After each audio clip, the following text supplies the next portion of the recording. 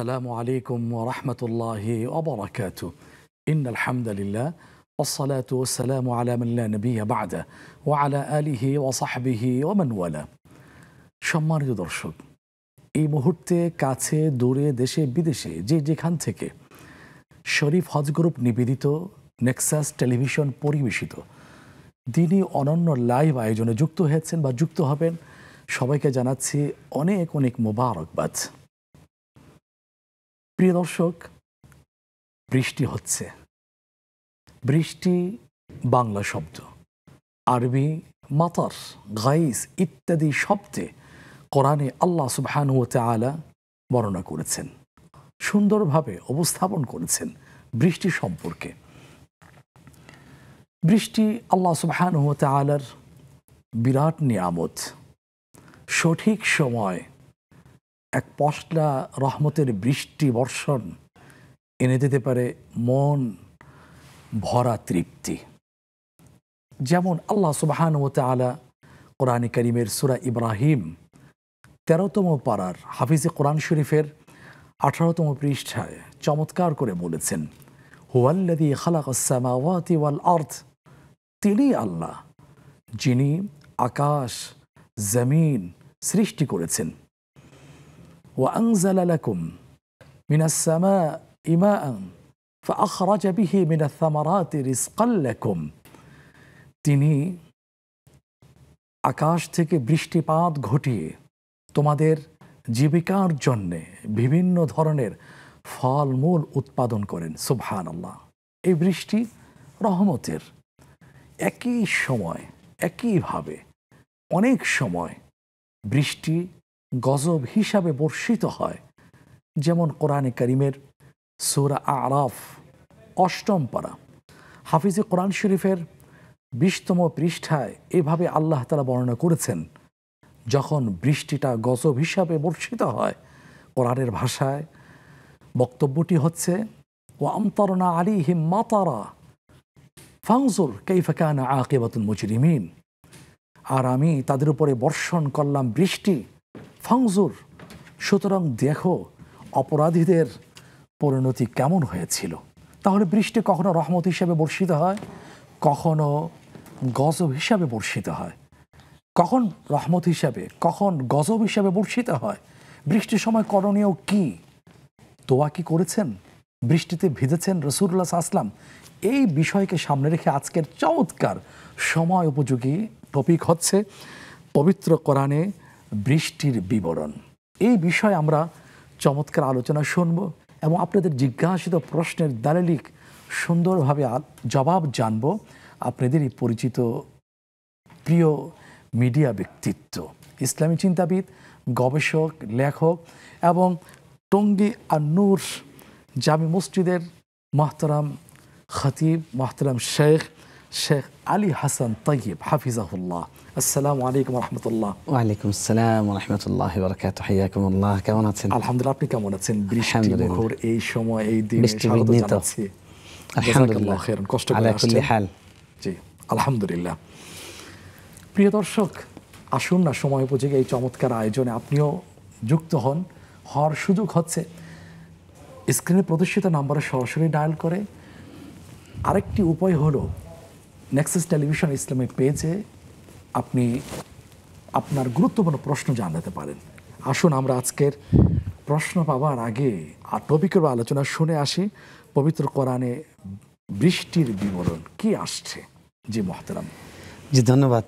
আলহামদুলিল্লাহ, চমৎকার একটি বিষয়। নাহমাদুহু ওয়া নুসাল্লি আলা রাসূলিহিল কারীম ওয়া আনজালনা মিনাস সামাই মাআন তাহুরা সাদাকাল্লাহুল আযীম। খুবই সময়োপযোগী, বরং আজকে একটা বৃষ্টি বিঘ্নিত, বৃষ্টি বিলম্বিত বা বৃষ্টির রহমতে আপ্লুত একটি দিন বলা যায়। তো বৃষ্টি আমাদের বাংলাদেশে এখন বৃষ্টি চলছেই কম বেশি, দু একদিন কম পর বৃষ্টি হচ্ছে। যখনই যেই বিষয়টা সামনে আসে, সেটা প্রাকৃতিক হোক, সেটা মানব সৃষ্ট হোক, একজন ইমানদারের কর্তব্য হলো এই বিষয়ে কোরআনে হাদিসে কি শিক্ষা আছে, কি নির্দেশনা আছে, সেটা শিখে নেওয়া। সেজন্য আজকের এই বৃষ্টির মুখর একটি দিনে আমরা কোরআনে বৃষ্টির সম্পর্কে কি বলা হয়েছে, চমৎকার একটি টপিক আপনি বলছিলেন যেমনটি খুব সুন্দর করে। আসলে কোরআনে নানা দিক থেকে বৃষ্টির কথা বলা হয়েছে। যেমন বৃষ্টির যেটা কমন শব্দ মাতর, মাতর মানে বৃষ্টি, এছাড়াও অনেকগুলো শব্দ আছে, যেমন গাইসুন, এটার মানেও বৃষ্টি, এরকম গাদাকুন, এরপরে মাউন, বিভিন্ন শব্দ, প্রায় 7-8টি শব্দ আল্লাহ কোরআনে কারিমে বিভিন্ন প্রসঙ্গে বলেছেন বৃষ্টিকে উল্লেখ করতে গিয়ে। এর মধ্যে আল্লাহ তাআলা গাইসুন এই শব্দটাকে সবসময় রহমতের বৃষ্টি দিয়েই ব্যক্ত করেছেন। তো কোরআনে ইস্তাস্তাগীসুনা মিন রাব্বিকুম, তারপরে ইউরসিলিস সামা আলাইকুম মিদরারা, এরকম বিভিন্ন সময় আল্লাহ তাআলা এই গাইসুন শব্দ দিয়ে উল্লেখ করেছেন যে আল্লাহ তোমাদেরকে রহমতের বৃষ্টি দেন, বৃষ্টি নাজিল করবেন, এরকম প্রসঙ্গে বলেছেন। আর মাতার শব্দটা কখনো বৃষ্টি, রহমতের বৃষ্টি, কখনো আযাবের বৃষ্টি। বৃষ্টি দুই রকমের হতে পারে, একটা হলো রহমতের বৃষ্টি, একটা আযাবের বৃষ্টি। আযাবের বৃষ্টি হলো সেটা তো আমাদের নবী সাল্লাল্লাহু আলাইহি ওয়াসাল্লামের আল্লাহর কাছে স্বনির্বদ্ধ দোয়ার কারণে আমরা বেঁচে গেছি। পূর্ববর্তী জাতিগুলোর উপরে যখন তারা ভয়াবহ কোনো অপরাধ করত, তখন আল্লাহ রাব্বুল আলামিন বৃষ্টি দিয়ে করতেন। যেমন আমরা সূরা ফিলের মধ্যে রাসূল সাল্লাল্লাহু আলাইহি ওয়াসাল্লামের জন্মের আগে যে ঘটনাটা ঘটেছিল, কাবা ঘর আবরাহা বাহিনী যখন ধ্বংস করতে এসেছিল, তখন কিন্তু বৃষ্টি হয়েছিল। তো হিজারাতাম মিন সিজ্জিন, সিজ্জিন থেকে পাথর নিক্ষেপ করেছিলেন। এরকমভাবে সমকামী জাতি লুত, কমে লুত, তাদের উপরেও বৃষ্টি হয়েছিল, সেটা ছিল পাথর বৃষ্টি। তো এরকম পাথর বৃষ্টি, কখনো লাল বালুর বৃষ্টি, নানান রকমের বৃষ্টি দিয়ে আল্লাহ শায়েস্তা করেছেন পূর্ববর্তী পাপিষ্ট জাতিগুলো।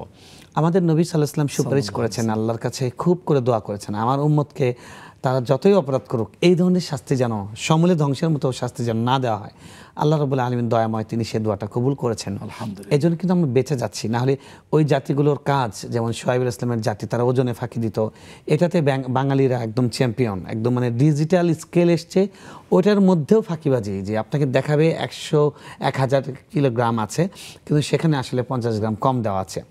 এরকম ফাঁকিবাজিতে ওই ওজনে ফাঁকি সেটা করছে, যে পণ্যদ্রব্য আছে সেখানে দেখা যাচ্ছে সেখানেও ফাঁকি দিচ্ছে। পরিমাণ তারপরে সবচেয়ে ভয়াবহ যেটা, যে আজকাল পশ্চিমাদের মানে এজেন্ডাভুক্ত কিছু মানুষ আমাদের পাঠ্যপুস্তকে সহ বিভিন্ন জায়গায় সমকামিতাকে এবং লিঙ্গান্তর, এটার একটা স্বাধীনতার মোড়ক দিয়ে এটাকে বৈধতা দেওয়ার চেষ্টা করেছে।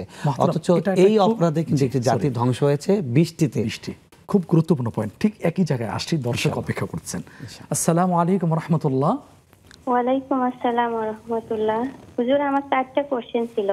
জি বলুন। আমার প্রথম কোশ্চেনটা হচ্ছে, মহিলারা কিভাবে সিজদা করবে, পুরুষের মতো নাকি অন্যভাবে? আর দ্বিতীয় কোশ্চেনটা হচ্ছে, পায়ের পাতা দেখা গেলে নামাজ হবে না, এটা আমি শুনছিলাম, এটা কতটুকু সত্য? পায়ের সামনের অংশটুকু যদি দেখা যায় তাহলে কি নামাজ হবে না? পায়ের সামনের অংশটুকু, মানে আঙ্গুলগুলো? পাতার, হ্যাঁ আঙ্গুলগুলো। আচ্ছা ঠিক আছে। জি। আর আমার 3 নম্বর কোশ্চেন হচ্ছে যে, বেতের নামাজে দোয়া কুনুত না পারলে অন্য কোন সূরা পড়া যাবে? জি।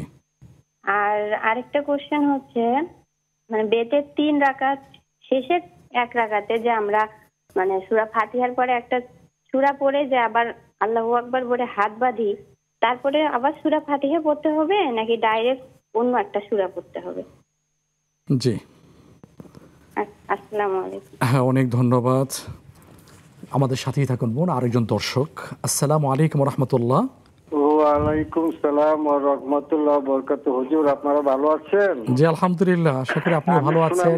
ধরমপাড়া থেকে নুর বলছিলাম। জি স্বাগতম সম্মানিত যে দর্শক। আমার 3টা প্রশ্ন। প্রথম প্রশ্ন হলো, সাহাবী কাকে বলে? জি। হ্যাঁ, হযরত ওয়াস করণী রাহমাতুল্লাহ কি সাহাবী ছিলেন? জি। আর 2 নম্বর প্রশ্ন হলো, চার কুলিকে কুলাপে রাশিদিন কেন বলা হয়? হ্যাঁ, আর 3 নম্বর প্রশ্ন হলো হুজুর, যে এই তাবিদিন কারা, ইসলামের জন্য তাদের অবদান কতটুকু? জি জি। ঠিক আছে। হ্যাঁ হ্যাঁ, তাবিঈন, হ্যাঁ। ইসলামের জন্য তাদের অবদান কতটুকু?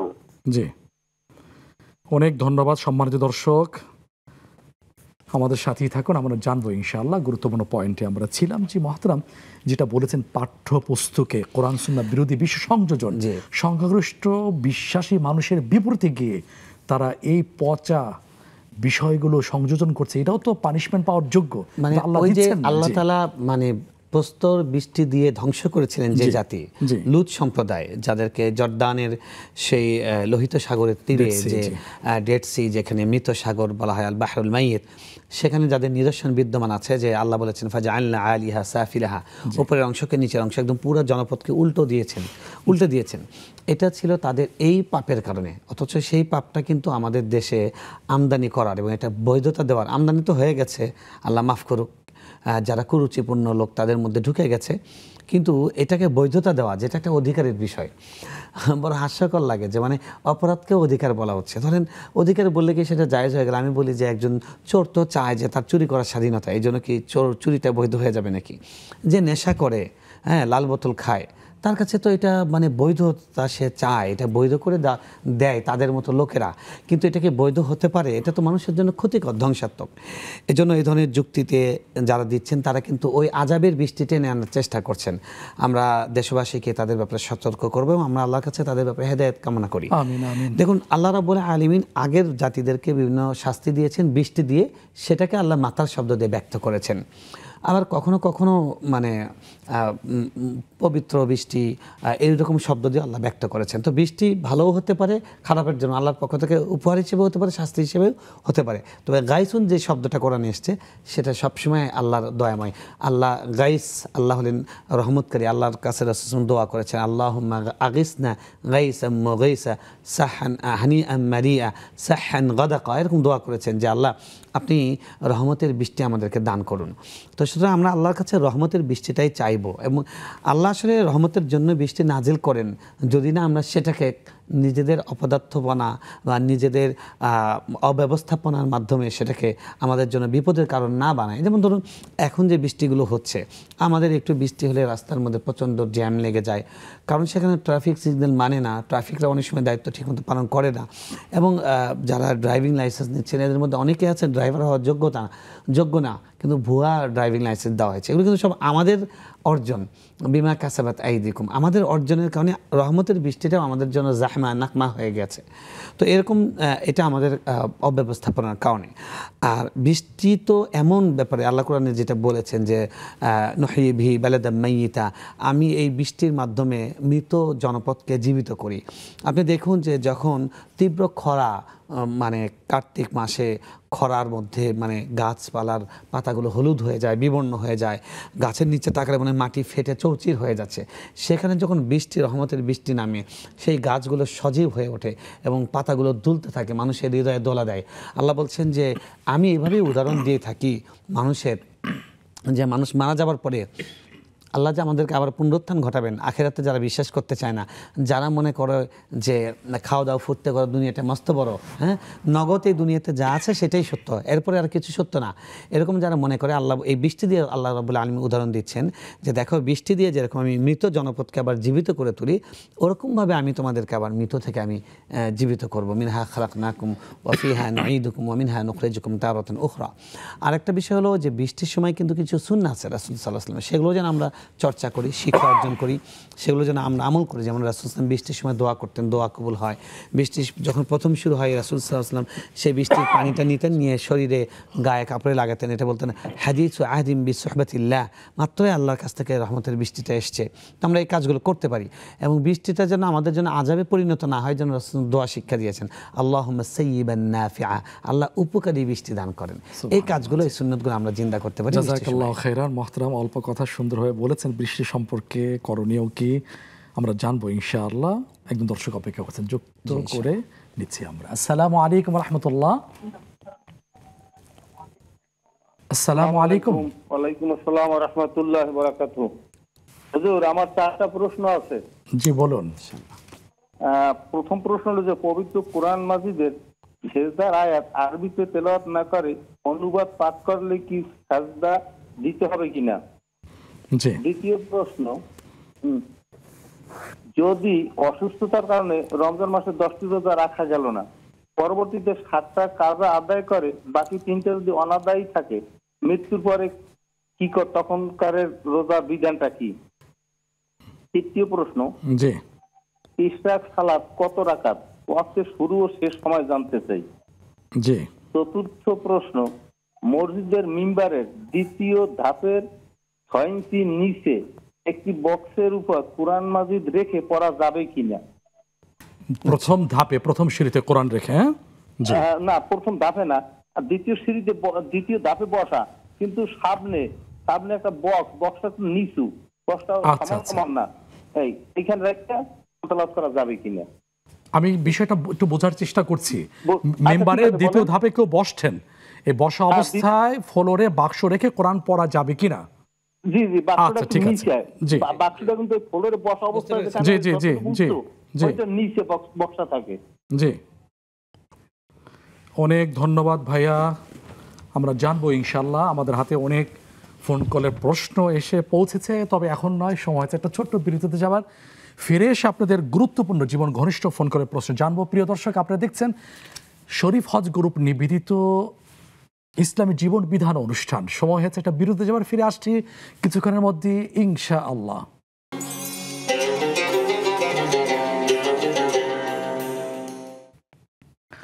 প্রিয় দর্শক, বিরতির পরে আমন্ত্রণ জানাচ্ছি শরীফ হজ গ্রুপ নিবেদিত নেক্সাস টেলিভিশন পরিবেশিত অনন্য লাইভ আয়োজন ইসলাম জীবন বিধানে। আপনাদের প্রশ্ন জবাব দিচ্ছেন মোহতারাম শেখ আলী হাসান তৈয়ব হাফিজাহুল্লাহ। আমরা বিরতির আগে ফোন কলের জীবন ঘনিষ্ঠ বেশ কিছু প্রশ্ন পেয়েছি, আমরা প্রশ্নোত্তর পর্বে চলে যাচ্ছি। মোহতারাম, প্রথম প্রশ্ন, মা বোনরা কীভাবে সিজদা দিবেন? জি দেখুন, এখানে প্রথম কথা হলো মহিলাদের যে নামাজের ব্যাপারে সাধারণ হুকুম হলো রাসূল সাল্লাল্লাহু আলাইহি ওয়াসাল্লাম বলেছেন, সল্লু কামা রাআইতুমুনি উসাল্লি, আমাকে তোমরা যেভাবে নামাজ পড়তে দেখো সেভাবেই নামাজ পড়ো। তো এখানে তিনি নারী এবং পুরুষকে আলাদা করে কিছু বলেননি, এবং তার যে সমস্ত উক্তি, অর্থাৎ তার হাদিস আল কাউলিয়া, তার উক্তিগত হাদিস আছে, সেই হাদিসগুলোতে উনি আলাদা করে বলেননি। তবে মহিলাদেরকে ইন জেনারেল তিনি সবসময় তাদের আড়াল করা, তাদের যে শরীরের সৌন্দর্য সেটা যেন আড়ালে থাকে, সেটার শিক্ষা তিনি সবসময় দিয়েছেন। এবং সাহাবীদের বিভিন্ন উক্তি আছে, আমল আছে মহিলা সাহাবীদের, তাদের থেকে ধারাবাহিক পরম্পরায় এই আমলটা এসছে যে মহিলারা পুরুষদের মতোই শুধু কয়েকটা জায়গায় সিজদার সময়, রুকুর সময় তারা গুটিছুটি হবে, তারা শরীরকে পুরুষদের মতো ছড়িয়ে দেবে না। পুরুষদের জন্য সুন্নাহ হলো পাঁজর থেকে বাহুটাকে এটাকে আলাদা করা, নারীরা সেটা একসাথে করবে। এটা হলো সাহাবায়ে কেরামদের সুন্নাহ, মহিলা সাহাবায়ে কেরামদের, এবং এটা ফিকহে হানাফিতে এটাই আমল। আর বাকি অন্যান্য মাযহাবে এবং অন্যান্য স্কলারদের মতে, তাদের মত হলো যেহেতু রাসূল সাল্লাল্লাহু আলাইহি ওয়াসাল্লামের কথাটা জেনারেল, তিনি আলাদা করে বলেননি, তাই তারা পুরুষদের মতোই পড়বে। আমাদের দেশে যেহেতু আমরা ফিকহে হানাফি আমরা সবাই ফলো করি, অধিকাংশ মানুষ ফলো করেন, তাই ফিকহে হানাফি অনুযায়ী আমল করবেন। যদি আপনি চান যে ফিকহে হানাফি অনুযায়ী আমল করতে, তাহলে আপনি গুটিসুটি হয়ে রুকুতে এবং সিজদাতে সেভাবে আপনি বসবেন এবং দাঁড়াবেন। জাযাকাল্লাহ খাইরান। এরপরে দুটো প্রশ্ন একসাথে করছি মোহতারাম, সেটা হচ্ছে মা বোনদের নামাজের ক্ষেত্রে পায়ের পাতা খুলে যদি নামাজ আদায় করেন, নামাজ কি হবে? সম্পর্ক প্রশ্ন, নামাজ পড়তে গিয়ে যদি আঙ্গুলের মাথা যদি অগ্রভাগ খোলা থাকে, সেক্ষেত্রে মাসআলা কি? দুটো একসাথে। দেখুন, আসলে ফরজ যেটা, সেটা হলো আপনার কবজির নিচে, অর্থাৎ পায়ের পাতা বরাবর কাপড় রাখা, পায়ের পাতা ঢেকে রাখা নয়। তাহলে পায়ের পাতা ঢেকে রাখতে হলে তো মোজা পরতে হবে। নামাজের জন্য মোজা পরা শর্ত নয়। আপনি যদি পায়ের পাতা কেন একদম মাটি পর্যন্ত কাপড় পরেন, আপনি যখন রুকুতে যাবেন টান লাগবে, ওটা উঠবেই, সিজদায় যাবেন ওটা উঠবে, এই জন্য ওইটার কারণে নামাজ ভঙ্গ হবে না। কিন্তু আপনার কবজির নিচে ওই পাতা বরাবর কাপড়টা যেন হয়, গোড়ালির নিচে, গোড়ালির নিচে যেন হয়, সেটা আপনার এনশিওর করাটা, এটা হলো আপনার দায়িত্ব। জাযাকাল্লাহ, সুন্দর করে বলেছেন মোহতারাম। এরপরে বেতের নামাজের দোয়া কুনুত কেউ যদি মুখস্থ না পারেন, তাহলে বিকল্প দোয়া কি করতে পারেন? দেখুন, আমাদের দেশের মুসল্লি ভাইদের বা সাধারণ মুসলমান এটা খুব কমন একটা প্রশ্ন যে দোয়ায় কুনুত না পারলে কি একটা বিপদ। অনেকে তো দোয়া কুনুত পারে না, এই জন্য বেতের নামাজই পড়ে না। তাও উন্নতি হয়েছে। আগে এক সময় এমন ছিল আরবি নিয়ত পারে না, এই জন্য নামাজ পড়ে না। আরবি নিয়তের তো কোনো অস্তিত্ব নেই। দেখুন, কুনুত মানে কি? বিনয় হওয়া, ভীত সন্ত্রস্ত হওয়া, আল্লাহর কাছে বিনয় নম্র হয়ে দোয়া করা, এটা হলো কুনুত। সারাদিন আপনি যা নামাজ পড়েছেন, তার শেষ নামাজ হলো বিতির নামাজ। ইজআলু আখিরা সালাতিকুম আল বিতর, তোমাদের শেষ নামাজটাকে বিজর বানাও। তো এখন এই শেষ নামাজটাকে আল্লাহ রাসূল সাল্লাল্লাহু আলাইহি ওয়াসাল্লাম আমাদেরকে শিক্ষা দিচ্ছেন যে অন্যান্য নামাজের মধ্যেও তো দোয়া আছে, কিন্তু এই শেষ নামাজটা বিশেষ স্পেশাল আল্লাহর কাছে দোয়া, আল্লাহর কাছে একটু সাহায্য চাওয়া, আল্লাহুম্মা ইন্না নাস্তাঈনুকা ওয়া নাস্তাগফিরুক, লম্বা করে আল্লাহ তাআলার কাছে দোয়া চাওয়া। তো এই দোয়াটা ওনার কাছ থেকে একাধিক এসছে, যেমন আমরা যেটা পড়ি এটাও আছে, এছাড়াও আরও আছে আল্লাহুম্মা হদিনা ফীমান হাদাইত ওয়া আফিনা ফীমান আফাইত, এটা হোসেন রাদিয়াল্লাহু তাআলা আনহু পড়তেন, অনেকেরই আছে দোয়ায়ে কুনুত, দোয়ায়ে কুনুতে নাজেলা, বিভিন্ন রকম সবগুলোই কুনুতের দোয়া। এছাড়া আপনি যে কোনো দোয়া আল্লাহর উদ্দেশ্যে নিবেদিত যে কোনো দোয়া পড়লেই কুনুতের যে দায়িত্ব, যে হক, সেটা আদায় হয়ে যাবে। আপনি যেটা জানা আছে পড়তে পারেন, রব্বানা আতিনা ফিদ দুনিয়া হাসানা ওয়া ফিল আখিরাতি হাসানা ওয়া কিনা আযাবান, যা দোয়া কোরআন এবং হাদিসের জানা আছে কোনোটা পড়লে ইনশাআল্লাহ সেই আপনার সেটা আদায় হয়ে যাবে ইনশাআল্লাহ। ইনশাআল্লাহ। তবে এত সুন্দর একটা দোয়া একজন মুসলমান শিখবে না এই অজুহাত দিয়ে যে আমি পারি না, এটা কিন্তু কিছুতেই যায় না, কিছু একটা মুমিনের সাথে শোভন নয়। 7-8 লাইন দোয়াটা আপনি কয়েকদিন 4-5 দিন প্রতিদিন 2-4 বার করে দেখে দেখে পড়েন, আপনি ইউটিউব থেকে ডাউনলোড করে কয়েকবার করে শোনেন। এত চমৎকার একটি দোয়া যদি অর্থসহ আপনি চিন্তা করে পড়েন, তাহলে আপনার কুনুতের নামাজটা দেখবেন অন্য রকমের একটা অপার্থিব একটা তৃপ্তি আপনি অনুভব করবেন ইনশাআল্লাহ। ইনশাআল্লাহ। এরপরে বোনের প্রশ্ন ছিল বেতের নামাজে যখন তাকবীর বলা হয় এরপরে কি সূরা ফাতিহা পড়তে হবে? না, তাকবীরটা তো আলাদা রাকাত নয়, আলাদা রাকাতে আসলে সূরা ফাতিহার বিষয়। এখানে তো আপনি ওই রাকাতেই আছেন, যে এই রাকাতে ছিলেন সেই রাকাতে আছেন। এই তাকবীরটা দেওয়া হলো যে আপনি সূরাত থেকে দোয়ায় কনভার্ট হচ্ছেন, সেটার মধ্যে একটা ব্যবধান তৈরি করা। যেমন অন্য মাযহাবের ভাইয়েরা অন্য জায়গায় সৌদি আরবে তারা রুকুতে যান, রুকু থেকে উঠে সেই দোয়াটা পড়েন, ওইটাও একটা ব্যবধান তৈরি করা। তো সেজন্য এই তাকবীরের পরে সূরা ফাতিহা নেই, এটা হলো একটা ব্যবধান তৈরি করার জন্য। তাহলে এখানে রিপিট হবে না? জি, রিপিট হবে না সূরা ফাতিহা। শুকরান। একজন দর্শক আছেন, আমরা প্রশ্ন জেনে নেই। আসসালামু আলাইকুম ওয়া রাহমাতুল্লাহ। ওয়ালাইকুম আসসালাম ওয়া রাহমাতুল্লাহি ওয়া বারাকাতুহু। আপনি কেমন আছেন? জি আলহামদুলিল্লাহ, আশা করি আপনি ভালো আছেন। আলহামদুলিল্লাহ, আমি আপনাদের নিয়মিত দর্শক। জি, আমার নাম নুরুল হায়দার চৌধুরী, চকবাজার চট্টগ্রাম থেকে বলছিলাম। জি অভিনন্দন ভাইয়া, জাযাকাল্লাহু খাইরান। আজকে কি জানতে চাচ্ছি?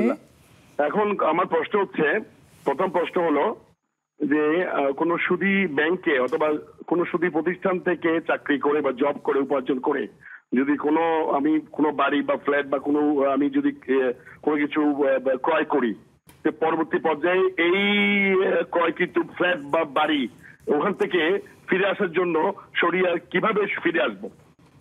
জি, প্রথম প্রশ্ন এটা। দ্বিতীয় প্রশ্ন হচ্ছে, আমার কোনো বন্ধু যদি সুদী কোনো প্রতিষ্ঠানে চাকরি করে, ব্যাংকে চাকরি করে, তাকে ওখান থেকে ফিরিয়ে আনার জন্য যদি কোনো কিছু আমি কি করতে পারি, বা আমি কোনো একটা কিছু মিথ্যার আশ্রয় নিয়ে তাকে সরাতে চেষ্টা করবো কিনা, এতে আবার কোনো ইতি বিপরীত হবে কিনা? দুটো প্রশ্ন একই রকম বোধ হয় ভাইয়া, তাই না? একই রকম না, ওই আমার কোনো বন্ধু কেউ যদি সুদ খাচ্ছে, কিন্তু আমি তাকে নিবৃত্ত করার জন্য কোনো নিবৃত্ত না করে যদি আমি চুপ থাকি, আমার উপর সে বক্তাবে কিনা গুনাহ। আচ্ছা ঠিক আছে। জি, আর কোনো প্রশ্ন ভাইয়া? অনেক ধন্যবাদ। সুদ সম্পর্কিত দুটো প্রশ্ন আমরা পেয়েছি, আমাদের সাথেই থাকুন। এরপরে প্রশ্ন হচ্ছে সাহাবী কাকে বলে? যে সাহাবী সোহবাতুন থেকে, সোহবত মানে হলো সঙ্গ লাভ করা। মহাপবিত্র মহামানবের যারা যে সৌভাগ্যবান মহামানবগুলো সান্নিধ্য লাভ করেছেন তার জীবদ্দশা ঈমান অবস্থায় দুটো সত্য আছে। রাসূল সাল্লাল্লাহু আলাইহি ওয়াসাল্লামের সান্নিধ্য পেয়েছেন কখন? যখন তিনি জীবিত, তখন। যেমন এখন উনি আছেন, কবরে শুয়ে আছেন, ওনার দেহটা অক্ষত আছে, এটা উনি বলে গিয়েছেন, একদম ওনার দেহটা একদম জীবন্ত মানুষের মতো একদম অক্ষত আছে, কিয়ামতের দিন উনি উঠবেন। তো আল্লাহ তাআলা মাটির জন্য হারাম করে দিয়েছেন নবীদের দেহ খাওয়া। তো সেখানে যদি আমরা যে দেখা করি সেটা হবে না, জীবিত অবস্থায় তার সঙ্গে দেখা হতে হবে। এটা হলো তাকে জীবিত অবস্থায় দেখা, চার দিক থেকে। আর আপনার দিক থেকে ঈমান নিয়ে তার সঙ্গে দেখা হতে পারবে, তাহলে সে ব্যক্তি সাহাবী। তো এই মহান সৌভাগ্যবান ব্যক্তি যারা, তারাই হলেন সাহাবী। এই দুটার যে কোনো একটা যদি অনুপস্থিত থাকে, অর্থাৎ রাসূল সাল্লাল্লাহু আলাইহি ওয়াসাল্লাম দেখেছেন কিন্তু ঈমান অবস্থায় দেখেননি, তাহলে উনি সাহাবী নন। মৃত্যুটাও ঈমান অবস্থা লাগবে। হ্যাঁ, অবশ্যই ঈমান অবস্থা লাগবে। এর মধ্যে কি ওয়াইস কুরনি রাহমাতুল্লাহ উনি কি সাহাবী? না, উনি সর্বসম্মতিক্রমে উনি সাহাবী নন, উনি তাবেঈ। তবে উনি এমন সৌভাগ্যবান তাবী যে তাবীর ব্যাপারে রাসূল সাল্লাল্লাহু আলাইহি ওয়াসাল্লাম ওমর রাদিয়াল্লাহু আনহু ওসিয়ত করেছেন যে তুমি তার কাছে দোয়া চাইবে, একজন সাহাবীকে রাসূল সাল্লাল্লাহু আলাইহি ওয়াসাল্লাম বলছেন যে একজন নন সাহাবীর কাছে দোয়া চাইতে, এবং আবার মহান সাহাবী। মহান সাহাবী তো কেমন সাহাবী, রাসূল যার ব্যাপারে বলেছেন আমার পরে যদি কেউ নবী হতো লেখা না আমার ওমর হতো। তো ওমর রাদিয়াল্লাহু তাআলা তার খেলাফতকালে তাকে খুঁজে পেয়েছেন এবং তার কাছ থেকে দোয়া নিয়েছেন। তো সুতরাং আমরা বুঝতে পারছি যে ওয়াইস করণী রাহমাতুল্লাহি আলাইহি তিনি কত সম্মানিত ব্যক্তি ছিলেন। সাহাবী না হওয়া সত্ত্বেও তিনি সম্মানিত ব্যক্তি ছিলেন। তবে এটা কিন্তু কোনো সন্দেহ নেই, সাহাবী যারা নন তারা কেউ কখনো কোনো সাহাবীর সঙ্গে, সাধারণ কোনো সাহাবীর সমতুল্য হতে পারবেন না। এটা আল্লাহর বিশেষ, রাসূল সাল্লাল্লাহু আলাইহি ওয়াসাল্লামের পবিত্র দর্শন এবং সোহবতের এটা একটা অমূল্য, এটার সাথে কোনো কিছুর তুলনা নেই। জাযাকাল্লাহ খাইরান, সুন্দর বলেছেন। খোলাফায়ে রাশিদিন 4 জন প্রধান সাহাবীকে বলা হয়, এই সম্পর্কে যদি সংক্ষিপ্ত আকারে বলতেন। দেখুন, খলিফা এর বহুবচন হলো খোলাফা। খলিফা মানে হলেন স্থলাভিষিক্ত। কার স্থলাভিষিক্ত? রাসূল সাল্লাল্লাহু আলাইহি ওয়াসাল্লামের স্থলাভিষিক্ত হলেন আবু বকর রাদিয়াল্লাহু তাআলা। ওনাকে বলা হতো খলিফাতু রাসূলিল্লাহি, আল্লাহর রাসূলের স্থলাভিষিক্ত ব্যক্তি। ওনাকে আমিরুল মুমিনিন বলা হতো না। উনি দুনিয়া থেকে চলে যাওয়ার পরে যিনি আসতেন ওমর রাদিয়াল্লাহু তাআলা আনহু, তিনি খলিফাতি রাসূলিল্লাহ, রাসূল সাল্লাল্লাহু আলাইহি ওয়াসাল্লামের স্থলাভিষিক্তের স্থলাভিষিক্ত। তখন থেকে আমিরুল মুমিনিন শব্দটা প্রচলন হয়। এবং 4 জন খলিফা, তারপরে এসছেন ওসমান রাদিয়াল্লাহু তাআলা আনহু, এরপরে আলী রাদিয়াল্লাহু তাআলা আনহু, এবং সাথে আরও পঞ্চম হিসেবে বলা হয় ওমর ইবনে আব্দুল আজিজ রাহমাতুল্লাহি আলাইহিকে বলা হয় যে বাকিয়াতুল খোলাফায়ে রাশিদিন, খোলাফায়ে রাশিদিনের একটু অপূর্ণতা ও নিপুণতা দিয়েছেন। তো মোট কথা হলো খোলাফায়ে রাশিদিন হলো 4 জন। খোলাফায়ে রাশিদিন শব্দের অর্থ হলো বিশেষভাবে আল্লাহর পক্ষ থেকে হেদায়েতপ্রাপ্ত খলিফা। পৃথিবীর যত খলিফা আছেন, রাষ্ট্রপ্রধান আছেন, তারাও তাদের মধ্যে যারা ইনসাফকার, ন্যায়পরায়ণ, তারা কিয়ামতের দিন আল্লাহর আরশের ছায়া পাবেন, অনেক সুসংবাদ আছে তাদের জন্য। কিন্তু এই 4 জন তারা হলেন আল্লাহর পক্ষ থেকে বিশেষ হেদায়েতপ্রাপ্ত। তারা যা করেছেন সেটা আমাদের জন্য শরীয়তের একটা প্রমাণ। তারা যেটা করেছেন সেটা বৈধ, তারা যেটাকে অন্যায় বলেছেন সেটা অবৈধ। তারা যদি কোনো কিছু চালু করে থাকেন সেটা যেমন ওসমান রাদিয়াল্লাহু তাআলা আনহু, তিনি জুমার দ্বিতীয় আজান চালু করেছেন, এটাকে কেউ বেদাত বলতে পারবে না, কারণ উনি খলিফায়ে রাশিদ। তারপর দাঁতের মারি দিয়ে তাদেরকে অনুসরণ করা, রাসূল সাল্লাল্লাহু আলাইহি ওয়াসাল্লাম বলেছেন যে সুন্নাতুল খুলাফায়ে রাশিদিন, আরো অনেকগুলো হাদিস আছে। এরা হলেন খলিফা। শুকরিয়া মুহতারাম, সময় আছে একটা বিরতি যাবার। প্রিয় দর্শক, আমাদের হাতে আরও কিছু প্রশ্ন আছে। সিজদা কিভাবে আদায় করতে হয়, সেটাকে আমার শুরু শেষ কখন, সুদ সম্পর্কিত আমরা জানবো ইনশাআল্লাহ। এখন নয়, একটা বিরতি থেকে ফিরে আসার পরে। আপনারা দেখছেন শরীফ হজ গ্রুপ নিবেদিত ইসলামী জীবন বিধান অনুষ্ঠান। সময় হচ্ছে আরেকটি ছোট্ট বিরতিতে যাবার, ফিরে আসছি কিছুক্ষণের মধ্যে। আশা করি ততক্ষণ আমাদের সাথেই থাকবেন।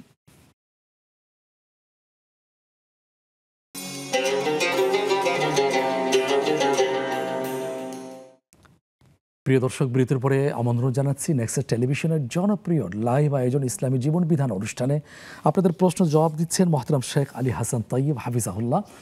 আমরা ফোন কলের প্রশ্নোত্তর পর্বে ছিলাম, আরেকটা প্রশ্ন নিয়ে এনেছি। প্রিয় দর্শকের প্রশ্ন ছিল তাবিঈন তাদের ইসলামে অবদান কি? তিনি প্রথমে জানতে চেয়েছেন তাবি মানে কি, কারা। আসলে রাসূল সাল্লাল্লাহু আলাইহি ওয়াসাল্লামকে যারা স্বচক্ষে ঈমান অবস্থায় দেখেছেন তারা হলেন সাহাবী। সাহাবীদেরকে রাসূল সাল্লাল্লাহু আলাইহি ওয়াসাল্লামকে দেখেননি, কিন্তু ঈমান অবস্থায় সাহাবীদের সংস্পর্শ পেয়েছেন, এরকম ব্যক্তিরা হলেন তাবিঈ। এবং তাবিকে সাহাবীদেরকে দেখেননি, তাবিদের সংস্পর্শ পেয়েছেন ঈমান অবস্থায়, তারা হলেন তাবিঈ। তাবিদের অবদান কি, কোনটা অবদান নয়? আমরা ইসলামের যা কিছু দেখছি এটা একটা চেইনের মাধ্যমে আমাদের কাছে পৌঁছেছে। রাসূল সাল্লাল্লাহু আলাইহি ওয়াসাল্লামের সময় কোনো ভিডিওগ্রাফি ছিল না, তার কেউ ভিডিও রেকর্ড করে রাখেনি। কিন্তু এই পৃথিবীতে ভিডিওগ্রাফি আসার পরেও এখনকার নেতারা, এখনকার তারকারা যতটা আমাদের চোখের সামনে উপস্থিত, রাসূল সাল্লাল্লাহু আলাইহি ওয়াসাল্লাম তার থেকেও জীবন্ত আমাদের কাছে। তার প্রতিদিন সকাল থেকে রাত পর্যন্ত সব রেকর্ডেড। এটা কারা করেছেন? সাহাবীরা করেছেন, সেই যোগ্য কাফেলা। সাহাবীরা পৌঁছে দিয়েছেন তাবিদের কাছে, তাবিরা পৌঁছে দিয়েছেন তাবিদের কাছে। তারপরে এগুলো লিখিত হয়েছে, যেগুলো এখন আমাদের কাছে প্রেজেন্ট আছে। এগুলো এই সময় এসে লেখার বিপ্লব হয়েছে। ওই সময় কেউ কেউ নোট করেছেন, কিন্তু আল্লাহ তাআলা তাদেরকে এমন মুখস্থ শক্তি দিয়েছিলেন এবং এমন মেধা দিয়েছিলেন। আমি গতকালকে পড়ছিলাম যে ডক্টর আইজ্যাক মোসাস, জার্মানির একজন ওরিয়েন্টালিস্ট গবেষক, তিনি 1998 সালে ইসলাম গ্রহণ করেছেন। তিনি গবেষণা করতে নিয়েছিলেন যে the hypocrisy of prophets followers, Muhammad সাল্লাল্লাহু আলাইহি ওয়াসাল্লামের অনুসারী অর্থাৎ সাহাবীদের স্ববিরোধিতা এবং ত্রুটি, এটা নিয়ে উনি গবেষণা করতে গিয়েছিলেন। গবেষণা করতে গিয়ে তিনি সাহাবীদের পারঙ্গমতা, রাসূল সাল্লাল্লাহু আলাইহি ওয়াসাল্লামের কোন কোন জিনিস তিনি পেশাব করেছেন, পেশাব করার সময় কি হাতে নিয়েছেন, কোনটা নিয়ে গিয়েছিলেন, আসার সময় কি বলেছেন, যাওয়ার সময় কি বলেছেন, সব কিছু যেভাবে সংরক্ষণ করেছে, এটা যে পরবর্তীতে শরীয়ত হবে, এটার ভিত্তিতে আইন হবে, কিয়ামত পর্যন্ত মানুষ চলবে, এই মেধা, এই যুক্তি, এটা ওনাদের মাথায় আল্লাহ সেট করে দিয়েছিলেন। এবং এটা উনি এমনভাবে পর্যবেক্ষণ করেছেন, আমার লোম শিরে উঠছে, আমি এটা পড়ে আশ্চর্য হয়েছি। তিনি তারপরে 98 সালে তিনি ইসলাম গ্রহণ করেছেন এবং তিনি বই লিখেছেন, তার অভিসন্ধ তিনি লিখেছেন হলো যেখানে লিখতে গিয়েছিলেন হিপোক্রেসি অফ প্রফেটস ফলোয়ার্স, সেখানে তিনি লিখলেন the historical miracle of prophet Muhammad সাল্লাল্লাহু আলাইহি ওয়াসাল্লাম অ্যান্ড হিজ ফলোয়ার্স, যে তাদের ঐতিহাসিক মজেজা, ঐতিহাসিক অলৌকিকতা, যে কীভাবে এটা সম্ভব। উনি বলেছেন যে প্রতি ঘন্টায় তার চার্ট করে দিতে পারবো যে উনি কখন কি করেছেন, উনি যে হেদায়েত ওহী প্রাপ্ত হয়েছেন, এরপরে তিনি কোন পা আগে বের হয়েছেন সেটা সংরক্ষিত আছে। ওয়ারাকা বিন নাওফালের বাসায় গিয়েছেন, তিনি কোন পথ দিয়ে গিয়েছেন সেই পথ সংরক্ষিত আছে। এরকমভাবে পৃথিবীর এখনকার কোনো মানুষের সংরক্ষিত নাই। তো সুতরাং এই যে চেইন, এরকম জীবন্ত হিসেবে আমরা আমাদের নবীকে পাচ্ছি, মনে হচ্ছে আমরা যেন তাকে দেখেছি। আমরা তার চুল কেমন জানি, আমার দাদার চুল কেমন আমি জানি না, আমার যে লিডারের নামে আমি স্লোগান দিচ্ছি, লিডার বিয়ের আগে কি করেছেন আমি জানি না, কিন্তু আমারও নবী বিয়ের আগে নয়, নবী হওয়ার আগে তিনি হিলফুল ফুজুল গঠন করেছেন, কাবা ঘরের ঝগড়া মিটিয়ে দিয়েছেন, সব আমাদের কাছে প্রেজেন্ট আছে। সুবহানাল্লাহ। এই কাজটা যারা করেছেন তারাই হলেন সাহাবী, তার পরবর্তীতে তাবি, তারপরে তাবে তাবি। ওনাদের প্রত্যেকের জন্য আমাদের দোয়া করা কর্তব্য। আল্লাহ কোরআনে বলেছেন, আর যারা বলে ওয়াল্লাযীনা ইয়াকুলুনা রব্বানা ইগফির লানা ওয়া লিইখওয়ানিনা আল্লাযীনা সাবাকুনা বিল ঈমান, হে আল্লাহ আপনি আমাদেরকেও ক্ষমা করেন আর আমাদের পূর্ববর্তী এই মহান পূর্বসূরি যারা, এদেরকেও ক্ষমা করেন। সুবহানাল্লাহ। মোহতারাম, আমি আপনার কথা মুগ্ধ হয়ে শুনছিলাম, এত চমৎকারভাবে তাদের পরিচয়গুলো তুলে ধরেছেন। আল্লাহ তাআলা তাদেরকে আমাদের অনুসরণীয়, অনুকরণীয় বানাক। আমিন। আমরা ফেসবুকের প্রশ্নে চলে যাচ্ছি। মাহফুজা মুস্তাফা সম্মানিতা বোন জানতে চেয়েছেন, তাহিয়াতুল উজু সব নামাজের আগে পড়া যায়? ফজর নামাজের সুন্নতের আগে পড়া যায় না শুনেছিলেন। তাওয়াফের নামাজ নিষিদ্ধ সময় পড়া যাবে? প্রথমে তাওয়াফটা বলে নিই, এটা যেহেতু ছোট এক কথায় বলা যায়, নিষিদ্ধ সময় কোনো নামাজে বৈধ নয়, তাওয়াফের নামাজও পড়া যাবে না, জানাজার নামাজও নয়। তাওয়াফের মানে নিষিদ্ধ সময়ে কোনো নামাজই নয়, ওটা তো খুব অল্প সময়, ওই সময় ওয়েট করবেন, ওই সময় আপনি দাঁড়িয়ে দাঁড়িয়ে জিকির করবেন, কাবা ঘরের দিকে তাকিয়ে থাকবেন, তারপরে যখন অস্ত যাবে তখন আপনি পড়বেন। দ্বিতীয় কথা হলো তাহিয়াতুল ওযু। তাহিয়াতুল ওযুটার সম্পর্ক হলো অজুর সঙ্গে, যখনই অজু করবেন তখনই নামাজ পড়বেন। তাহিয়া মানে কি? একটা ওয়েলকাম, একটা শুভেচ্ছা জানানো। আমি পবিত্র হলাম কি জন্য? আল্লাহর সামনে দাঁড়াবো। আমাদের মানবীয় অস্তিত্বের সব কিছুই নাপাক, আমাদের চিন্তার মধ্যে ত্রুটি, আমাদের অস্তিত্বের মধ্যে ত্রুটি, আমাদের শরীরের মধ্যে রক্ত আছে, পেশাব আছে, মল আছে, মূত্র আছে, পুজ আছে, কত কিছু আছে, আমাদের সব কিছুই নাপাক। আল্লাহর সামনে আমরা যখন দাঁড়াচ্ছি, উনি দয়া করে আমাদেরকে সিস্টেম করে দিয়েছেন যে তোমরা যদি 2 হাত ধোও, তারপরে তোমরা যদি মুখ ধোও, তোমরা যদি এই কাজগুলো করো, পবিত্র হয়ে যাবে। এই সিস্টেম দয়া করে দিয়েছেন। এই যে সিস্টেমে আমি পবিত্র হলাম ওনার দয়ায়, কেন? ওনার সামনে আমি দাঁড়াবো। তো এই জন্য একটা হক হলো যে যখনই ওযু করব তখন 2 রাকাত নামাজ পড়া। আল্লাহ রাসূল সাল্লাল্লাহু আলাইহি সাল্লাম বেলাল রাদিয়াল্লাহু তাআলা আমাকে মিরাজ থেকে এসে বলছেন, তুমি কি এমন কাজ করো? আমি দেখি যে জান্নাতে আমি আওয়াজ শুনতে পাচ্ছিলাম, যে আমার আগে আগে একটা আওয়াজ আসছে। আমি বললাম, এটা কার জুতোর আওয়াজ, কার পায়ের আওয়াজ? বলছে এটা বেলালের আওয়াজ। সুবহানাল্লাহ।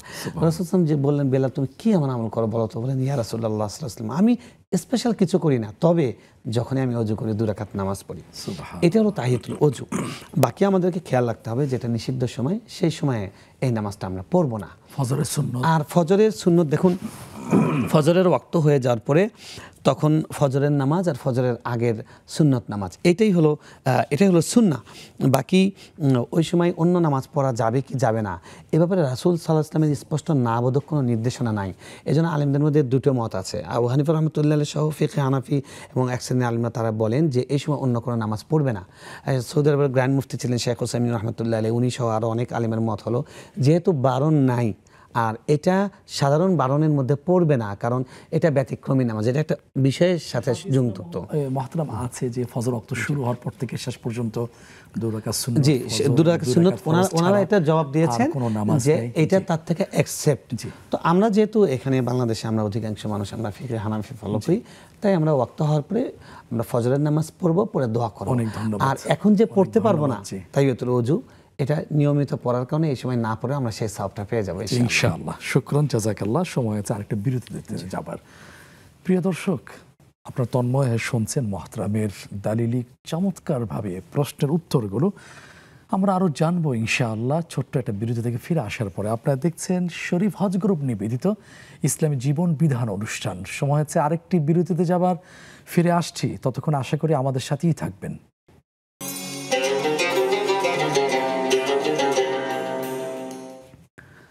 প্রিয় দর্শক, বিরতির পরে সাদর আমন্ত্রণ জানাচ্ছি শরীফ হজ গ্রুপ নিবেদিত নেক্সাস টেলিভিশন পরিবেশিত অনন্য লাইভ আয়োজন ইসলামী জীবন বিধান অনুষ্ঠানে আপনাদের প্রশ্নের চমৎকার জবাব দিচ্ছেন মহতারাম শেখ আলী হাসান তাইয়িব।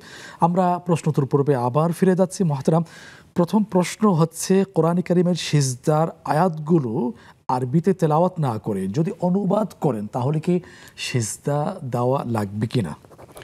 দেখুন, সিজদা কখনো ওয়াজিব হয়, ওটার নাম হলো তেলাওয়াতে সিজদা। অর্থাৎ তেলাওয়াত সিজদার আয়াতগুলো তেলাওয়াত করলে এই সিজদাটা ওয়াজিব হয়, সেটাই হলো বিষয়টা। এখন কোরআনের অনুবাদ কি কোরআন কিনা? যদি কোরআন হয় তাহলে সিজদা আসবে, তাহলে সিজদার আয়াত তেলাওয়াত হয়েছে। কোরআন যদি না হয় তাহলে সিজদা আসবে না। এখন কোরআনের আয়াত কিন্তু কোরআনের অনুবাদ যেটা, সেটা কোরআনের অনুবাদই, সেটা কোরআন নয়। সেজন্য সিজদা আসবে না যদি আপনি অর্থ পড়েন। এটাই ধন্যবাদ। আল্লাহু আলাম। জাযাকাল্লাহু খাইরান। আশা করি প্রিয় দর্শক আপনার গুরুত্বপূর্ণ প্রশ্নের উত্তরটি সাবলীলভাবে শুনতে পেয়েছেন। এরপরে প্রশ্ন হচ্ছে, রমাদানের 10টা রোজা রাখতে পারেননি, এরপরে 7টা রেখেছেন, 3টা যদি না রাখা হয় কোনো কারণে আখিরাতে কি শাস্তি হতে পারে? আখিরাতে কি শাস্তি সেটা জানতে চাইছেন না এটার কি করণীয় বোধহয় জানতে না, মৃত্যুর পরে অনাদায়ী 7টা রমাদানের রোজার ব্যাপারে আখিরাতে কি পরিণতির সম্মুখীন হওয়া লাগে? এটা দেখুন, তাওবা করতে হবে। মানে প্রথম কথা হলো যে তাওবা করে যদি মারা যান তাহলে তো আল্লাহর কাছে আশা করা যায় যে মৃত্যুর আগ মুহূর্তেও যদি তাওবা করতে পারে যে আল্লাহ 3টা রোজা আরও কাজা ছিল, আমি কাজা করতে পারিনি, সেটা দয়াময় আল্লাহ যদি ক্ষমা করেন, এটা ওনার অধিকারে আছেন। বাকি যদি তাওবা না করে উনি যান, এটা গুনাহটা ছেড়ে দিয়েছেন দায় সারা, তাহলে তো এটার জন্য ওনাকে আল্লাহ পাকড়াও করবেন। বাকি দয়াময় আল্লাহ তাআলা, এটা আইন বলছে, আল্লাহর রীতি বলছে, বাকি আল্লাহ তাআলার দয়া কখন কাকে তিনি চাইলে কাকে কবিরা গুনাহ ক্ষমা করতে পারেন, সেটা আল্লাহর দয়ার বিষয়। তবে যেটা উচিত থাকতে হবে, তবে যারা আত্মীয় স্বজন আছেন, তার জীবিত ওয়ারিশ আছেন, তাদের দায়িত্ব হলো আল্লাহর কাছে এই সুপারিশ করা, দোয়া করা বারবার যে আল্লাহ ওনার যদি কোনো ফরজ হজ ফরজ রোজা ওনাদের থাকে, আল্লাহ আপনি সেটা ক্ষমা করে দেন। প্রয়োজনে আপনারা অগ্রিম কিছু ফিদিয়াও দিয়ে দিতে পারেন সাদাকা হিসাবে। শুকরান। একজন দর্শক আছেন, জি, সর্বশেষ হয়তো প্রশ্ন। আসসালামু আলাইকুম রাহমাতুল্লাহ। ওয়ালাইকুম আসসালাম। জীবন, দ্রুত প্রশ্ন করে ফেলি। আচ্ছা, আমার প্রশ্ন হচ্ছে, আমি নামাজের সময়সূচির ক্ষেত্রে হানাফি মাযহাব অনুসরণ করি। তো এখন তো আসরের সময় তাড়াতাড়ি শেষ হয়ে যায়, তো আমার 4টা থেকে 5টায় প্রাইভেট থাকে। আমি যদি কিছুদিনের জন্য শাফিঈ মাযহাব অনুসরণ করি যাতে আসর নামাজ 4টার আগে পড়তে পারি, তাহলে কি হবে? জি, হবে কিনা আমরা জানবো ইনশাআল্লাহ। অনেক ধন্যবাদ বোন। আজকের একটা প্রশ্ন দিচ্ছি, আমাদের সাথেই থাকুন। জি মোহতারাম, এরপরে প্রশ্ন হচ্ছে সালাতুল ইশরাক, ইশরাকের নামাজ কত রাকাত? এই নামাজের সময় শুরু এবং শেষ কখন? দেখুন, ইশরাকের নামাজ 2 রাকাত, 4 রাকাত, 4 রাকাতের হাদিস আছে, 2 রাকাতের কথাটাই এসছে তিরমিজির সেই বিখ্যাত বর্ণনায়, যেটা রাসূল সাল্লাল্লাহু আলাইহি ওয়াসাল্লাম বলেছেন যে হাজ্জাতিন উমরাতিন তাম্মাতিন, পরিপূর্ণ হজ উমরা সওয়াব দেওয়া হয়। তো আপনি 2 রাকাত পড়তে পারেন, 4 রাকাত পড়তে পারেন, যদি সময় থাকে 4 রাকাত পড়তে পারেন। 2 রাকাত 4 রাকাতের কথাই এসছে। আর এটা হলো সূর্য পরিপূর্ণভাবে বিকশিত হওয়ার পর যখন আলোটা ছড়াতে শুরু করে, ওই সময় হলো এই নামাজটা ইশরাকের নামাজ। আর এই সময়টা থাকে সূর্য ঢলে যাওয়ার আগ পর্যন্ত। এবং যদিও অনেক ওলামায়ে কেরাম বলেছেন যে এটা ঘণ্টাখানিক পরেই যখন এটা পড়া হবে তখন এটা হয়ে যাবে সালাতুদ দুহা বা চাস্তের নামাজ। অনেকে বলেছেন চাস্ত এবং ইশরাক একই নামাজ। তো নফল নামাজ, তো আপনি যদি সূর্য ওঠার কিছুক্ষণ পর পর পড়ে ফেলেন তাহলে ইশরাক, আর যদি এরপরে যদি পড়েন আপনার দোহার নিয়ত করবেন, দুইটাই অনেক ফজিলতের নামাজ। জি, জাযাকাল্লাহ খাইরান। এরপরে মসজিদের মিম্বারের দ্বিতীয় ধাপে বসা অবস্থায় নিজে অথবা অন্য কেউ ফ্লোরের ছোট বাক্সের উপরে কোরআন রেখে পড়া যাবে কিনা? দেখুন, এটা হলো আসলে জায়েজ না জায়েজের বিষয় নয়, এগুলো তো হাদিসে কোরআনে কিছু বলা হয়নি। এই বিষয়গুলো হলো আদবের বিষয়। অনুরোধ করছি শেষ দিকে চলে আসছে সংক্ষিপ্ত আকারে। জি, এটা হলো আদবের বিষয়। আদবটা হলো সামাজিক অবস্থার ভিত্তিতেও আদব নির্ধারিত হয়। এক দেশে যেটা এক দেশের রীতি, আরেক দেশে সেটা অপরীতি। আমাদের দেশে পায়ের সাথে পা লেগে গেলে, গায়ের সাথে পা লেগে গেলে আমরা সরি টরি বলি। আরব দেশে এটা কোনো ব্যাপারই না, এটা কোনো ব্যাপারই না, পা দিয়ে ধাক্কা দেয় যাও, এটা স্বাভাবিক ব্যাপার, ওখানে কিছু মনে করে না। তো এখন আমাদের দেশে কিন্তু কোরআন আপনি উপরে আছেন, কোরআন নিচে আছেন, এটাকে অশোভন মনে করা হয়, কারণ আমরা কোরআনকে হৃদয়ে আমাদের জায়গা দিয়েছি, এটা আমাদের সবচেয়ে সম্মানিত জিনিস। তাই আমরা বলবো যে এরকম না হওয়া চাই, কিন্তু কারো যদি এরকম কেউ করে এটা নিয়ে উচ্চবাচ্য না করা। শুকরান। দুটো সুদি সম্পর্কিত প্রশ্ন একসাথেই করছি মহতরাম। নিজে সুদি ব্যাংক বা সুদি প্রতিষ্ঠান থেকে সুদি অর্থ নিয়ে ফ্ল্যাট বা বাড়ি ক্রয় করলে সেখান থেকে ফিরে আসার উপায় কি? পাশাপাশি তার বন্ধু মহলে কেউ যদি সুদের সাথে জড়িত থাকে, না বললে সে বিষয় তার কি গুনাহ হবে কিনা ফিরে আসার ক্ষেত্রে?